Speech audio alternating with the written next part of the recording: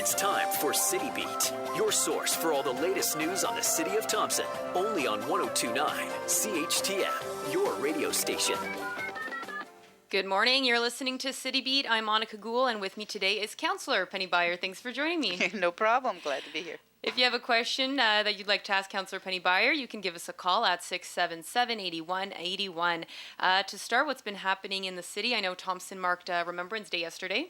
It was really nice to see so many people come out, so many people involved, and it's nice to have the youth. In addition to Remembrance Day at the TRCC yesterday, there was the Aboriginal Veterans Day at Wapanuck School last Friday.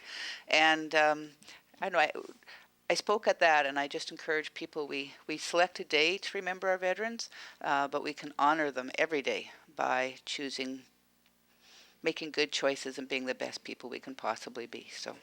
Well said. Council had its organization meeting last week. I asked Mayor Fensky about it already when he was here last week, but since you're here today, I want to ask you, as you've kind of undergone a role change, how does it feel not being deputy mayor anymore? Well, so far, no different. It's going to take about a week before Deputy Mayor Valentino can get into her role. She's out of town, as is Mayor Fensky. But it's will maybe free me up a little bit to work on my new portfolio with the Communications Committee, so that's good. That's right. It's a brand new committee, Communications Committee, which you've been chosen as the chair. Do you have some sort of plans, a vision for that committee? Well, yes. Our first meeting is actually next week, and we'll have to get the committee organized, of course. But I'll just, I guess, begin by saying that communication seems to be the most common concern, complaint, whatever you want to call it, that I've heard both in the first term that I've been in on council in this term.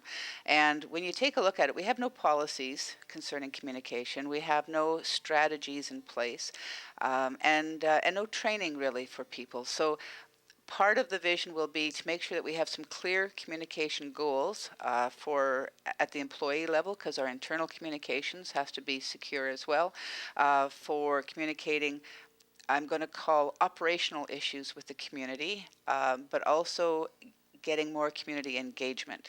So from an operational point of view, that would be something like, how do we handle water break information?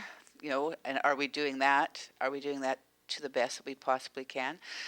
Versus getting people to come out to our budget meeting December 2nd. That's community engagement. How do we do that? Through improved communications. And also benchmarking for best practices and measuring, because good communications is clearly measurable. A lot of people don't understand that and realize that, but once we get that in place, I'm thinking, though, it's going to take roughly pretty close to a year before policies, strategies, etc. are developed, research developed, and then presented to council for approval. Once it's passed by resolution at council, then we can actually get our feet on the ground and start running with it. So if people are looking for immediate improvements, there won't be immediate improvements, but I really look forward to any texts or emails that people want to send me with suggestions, because I think that's probably one of our, well, for me right now, it's right in the top priorities of concerns. So. Yeah, for sure. It'll be interesting to see what changes come out of this new committee. Last week, an amendment was made to the waiving of fees policy, giving the Director of Recreation, Parks and Culture the authority to waive fees for up to $250. Can you tell us about this amendment? Was there a specific incident maybe that sparked the change? Not an incident per se, but just a situation where, let's say people need extra chairs or tables for an event. It's not a big ticket item. It's well within that $250, but it has to go to council for resolution. Did not seem like a good use of time, and it does not seem to be, or it did not seem to be friendly towards those organizations that are putting on events. So basically that will allow the Director of Recreation, John Burrows, to do his job more effectively and efficiently, and provide a better service to user organizations. Mm-hmm. And an example of a fee being waived is the Thompson Fur Table, which Council waived at a recent meeting. It's set to happen December 18th and 19th, and this is a pretty big event for Thompson. How important is it? Well, actually, for the Fur Table, what we passed a resolution on was to help supply, or be a partner in supplying some of the refreshments for the fur table. This is a huge event, and the fur industry is very important to the northern region. Trappers will bring in as much as $250,000 in furs or more, depending on what the fur markets are. The Manitoba Trappers Association brings the fur buyers to Thompson rather than making the trappers go all the way to Winnipeg to sell their furs, so that they can grade them and pay out the cash and everything right here. So it's huge because not only do the trappers bring their furs, but they bring their families. So there's an economic benefit to Thompson for hotels, and of course it happens right before Christmas, so people do their Christmas shopping and their grocery shopping, and it's actually huge. And what people don't realize is that being a fur harvester, it's very difficult work. You're out in all kinds of weather. You're at risk with the elements. Whether you have good furs or bad furs is dependent on the weather, which you can't control. You've got your own equipment to look after and maintain.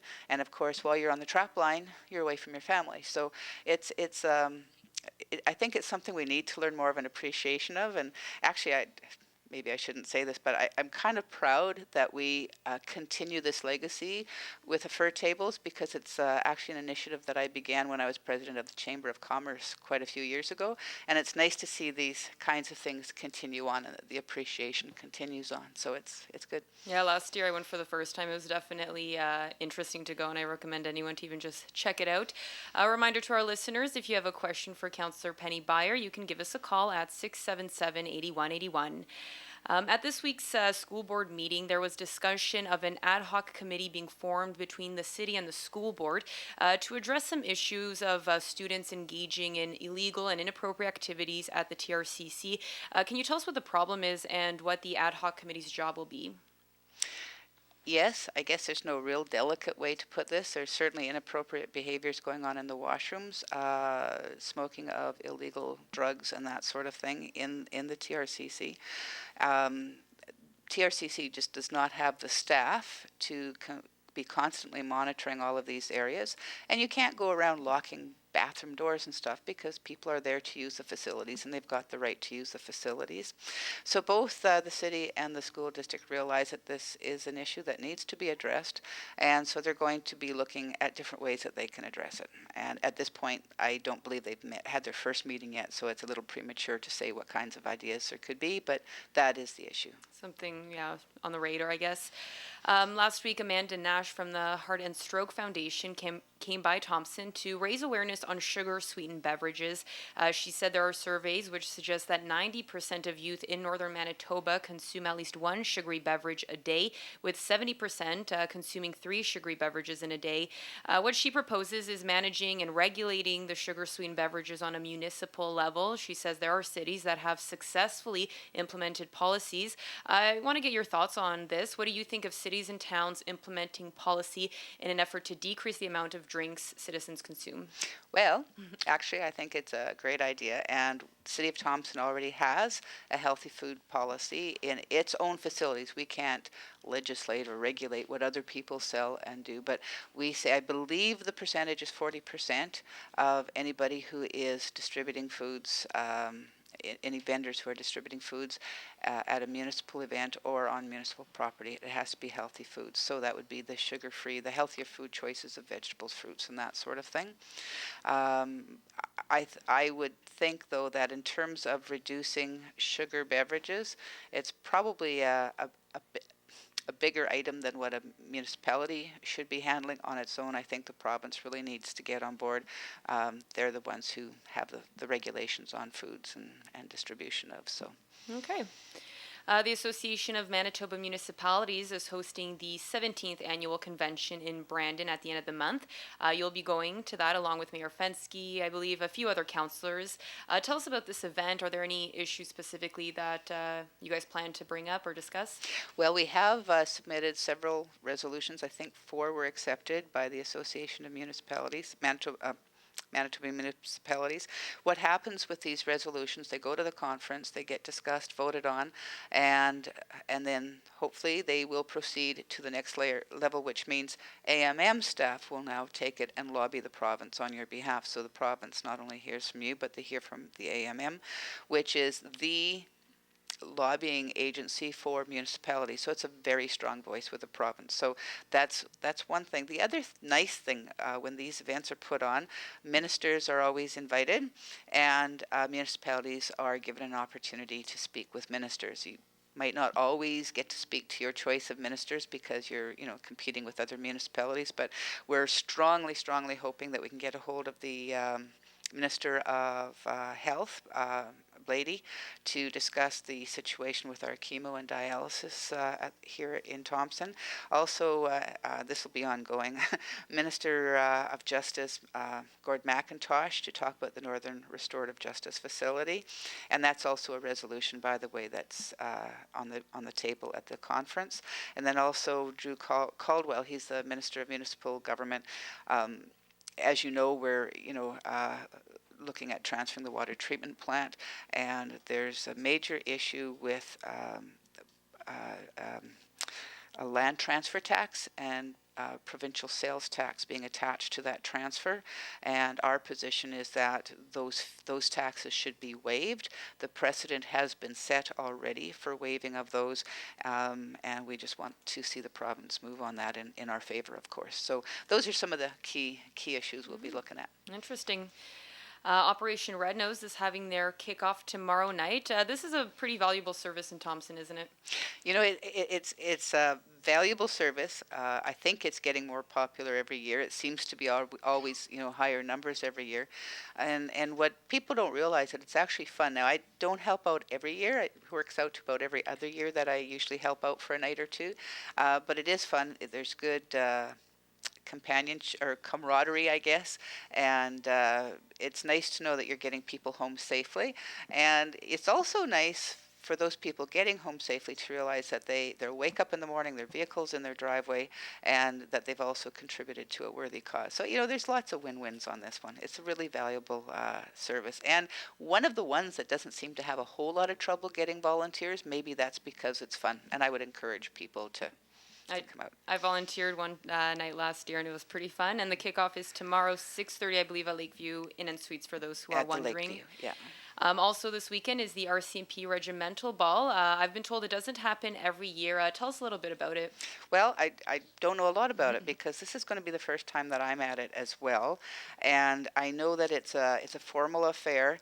But what's special about it this time is that our RCMP have won quite a prestigious award. You've covered that in the news through the International Association of Chiefs of Police, which is actually the largest such organization in the world, if I'm not mistaken. But in addition to that recognition, we'll be bringing greetings. We want to talk about some of the things that the RCMP have done continuously locally to help on all kinds of levels, whether it's the DARE program at the school or being president at Remembrance Day services, or stopping to talk to people while they're on their bikes in the summertime. Like, there's so many things that they do, and then the things that we don't see, that we don't appreciate, the reams of paperwork they have to go through every time they have an incident, right? So I think it's not just a wonderful chance to recognize the RCMP, but it's also a nice opportunity for them to be treated special as well. I mean, we all need that once in a while. Yeah, for sure. All right, well, before we wrap up for today, anything else going on? I know public consultations are coming up. There's actually two. The big one, the one that I would really like to stress is we're starting in on our budget process. We've had our first meeting. There's going to be a public consultation at the TRCC on Wednesday, December 2nd, so there's lots of time to mark your calendar and get there. And I would really love to see a large number of people come with either their wish lists for how they would like to see the city spend our tax dollars, or else some suggestions as to where they feel that we could maybe spend differently, save money here or there, whatever. I would just love to see people come in and have that input. There's another consultation beginning process on the November 19th, 20th, and that's for the amalgamation with the local government district. Okay. Well, thank you so much for joining me today, Penny. Join us next Thursday around 11:30 for City Beat, and to find out more on what's happening around City and City Hall for 1029 CHTM, I'm Monika Gul. City Beat will be back next Thursday morning.